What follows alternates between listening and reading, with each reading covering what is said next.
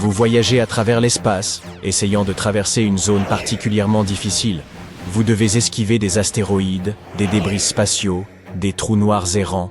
Mais attention, ce n'est pas un épisode d'une série de science-fiction, du moins pas entièrement. Pour la première fois, des astronomes ont découvert un trou noir complètement seul. Il dérive dans l'espace sans étoiles ni planètes dans son voisinage. Ce trou noir se trouve à environ 5000 années-lumière de nous, dans notre propre galaxie, la Voie lactée. Nous faut-il chercher un héros avec des super-pouvoirs pour sauver la Terre? Commençons par le commencement. Un trou noir est un endroit dans l'espace où la gravité exerce une telle attraction que rien, même pas la lumière, ne peut y échapper.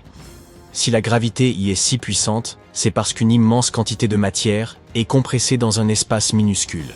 Les trous noirs supermassifs, dont la masse est des centaines de milliers à des milliards de fois celle de notre Soleil, se trouvent souvent au centre même des galaxies. La plupart d'entre eux ne bougent pas ou se déplacent à une vitesse extrêmement lente. Mais ce trou noir nouvellement découvert est beaucoup plus étrange que tout ce que nous avons vu auparavant. Tout d'abord, il s'efforce d'éviter tout contact. Il est solitaire, sans étoile compagne ni galaxie haute. Ce qui est encore plus étrange, c'est qu'il traverse l'espace à une vitesse de 50 km par seconde. Quelle pourrait être la raison de ce voyage cosmique si rapide? Examinons le scénario imaginaire suivant. Un jour, une étoile vraiment massive a explosé en supernova. C'est précisément cette étoile qui a donné naissance à notre trou noir.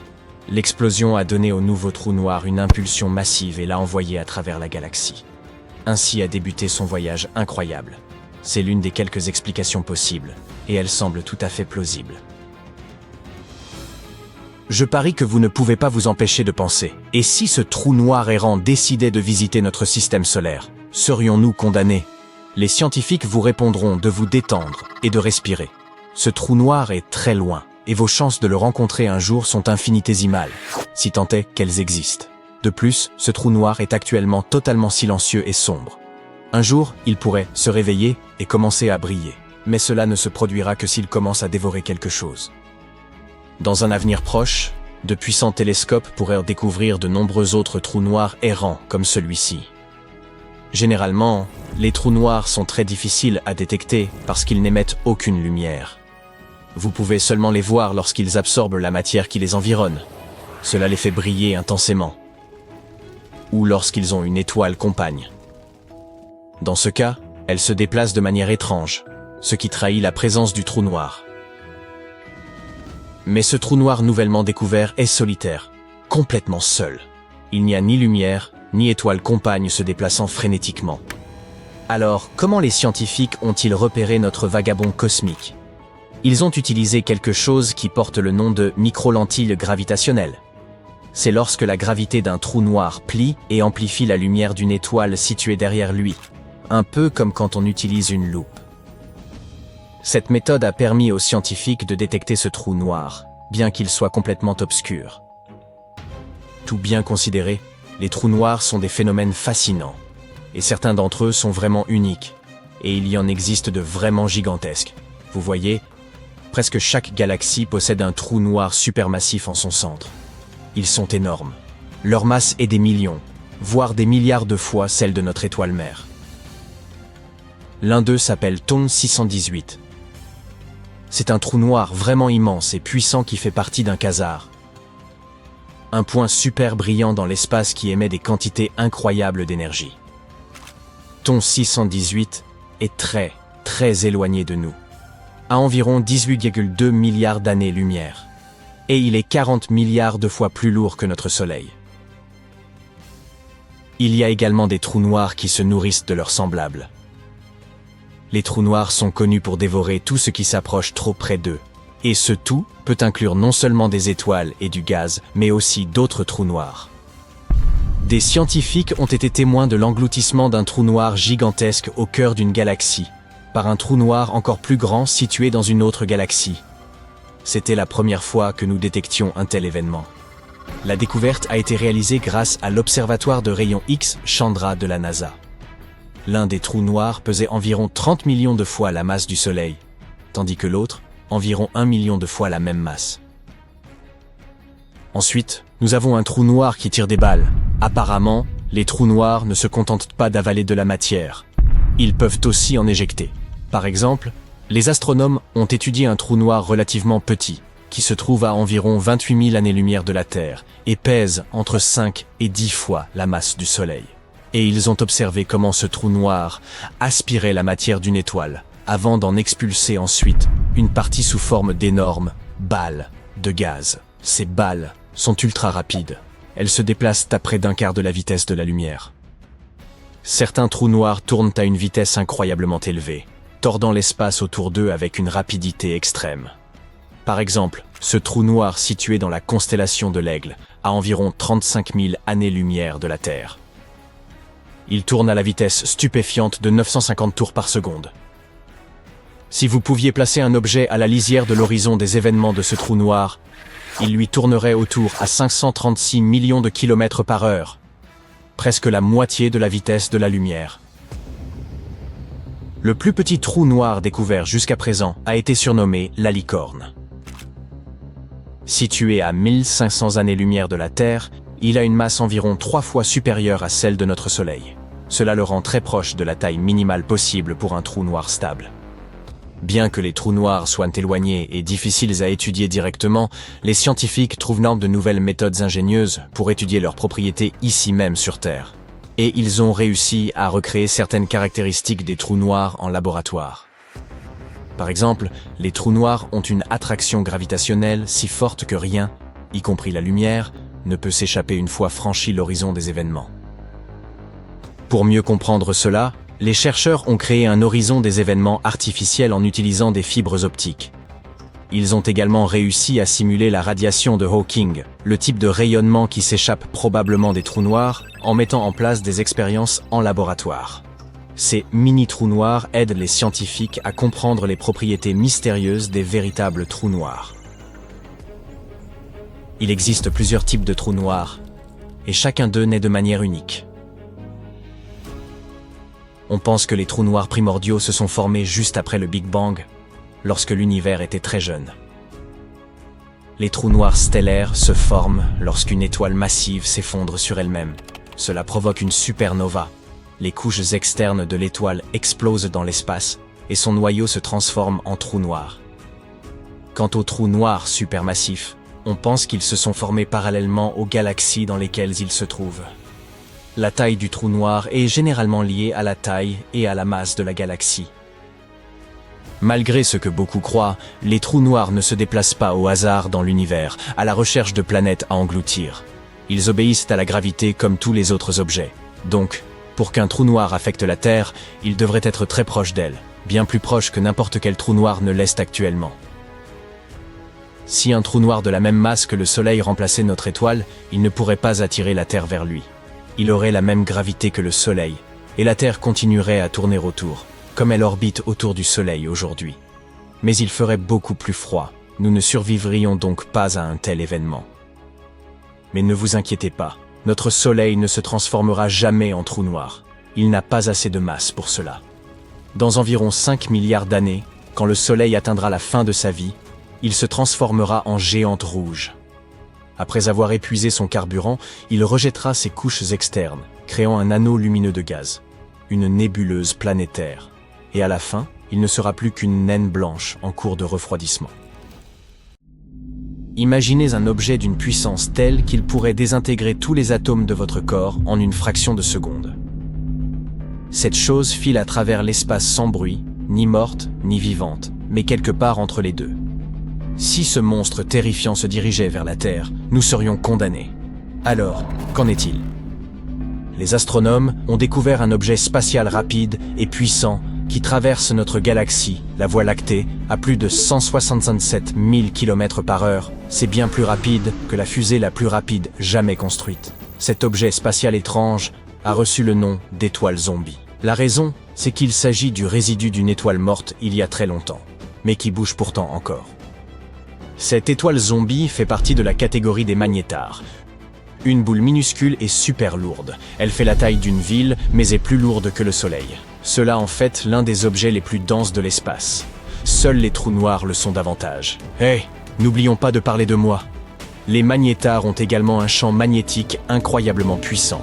celui de notre zombie est 100 billions de fois plus puissant que celui de la Terre. Tellement puissant même que si ce magnétar s'approchait de la Terre, il effacerait d'un seul coup toutes les cartes de crédit de la planète. Fini les petites emplettes. En outre, si une personne s'approchait trop près d'un magnétar, à environ 965 km plus ou moins, ses atomes en seraient aussitôt désintégrés. Et fini, là encore, les petites emplettes. Heureusement, ce magnétar est très loin de nous et n'est pas près de s'approcher. Lorsqu'il a été découvert pour la première fois, il se trouvait à environ 15 000 années-lumière de la Terre. C'est une distance énorme, vous n'avez donc pas à vous inquiéter de voir vos atomes partir en feu d'artifice pour le moment. Les astronomes ont repéré ce magnétar zombie pour la première fois en 2008. Et comme seulement une trentaine de magnétars sont connus dans notre galaxie, c'était un vrai coup de chance. Les scientifiques ont utilisé des télescopes spatiaux comme Hubble et Gaia pour l'observer. Et ils ont découvert qu'il se déplaçait beaucoup plus rapidement qu'ils ne le pensaient. À présent, les astronomes essaient de comprendre comment cette étoile zombie a reçu une telle impulsion. Au début, ils pensaient que, comme la plupart des magnétars, celui-ci était issu de l'explosion en supernova d'une étoile géante, le noyau de celle-ci devenant une étoile à neutrons super dense.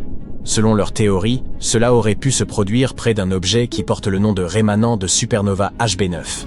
C'est tout à fait plausible, car la plupart des magnétars sont créés de cette manière. Mais en suivant son mouvement, ils ont aussi découvert que notre étoile zombie se déplaçait trop rapidement et allait dans la mauvaise direction pour provenir de HB9.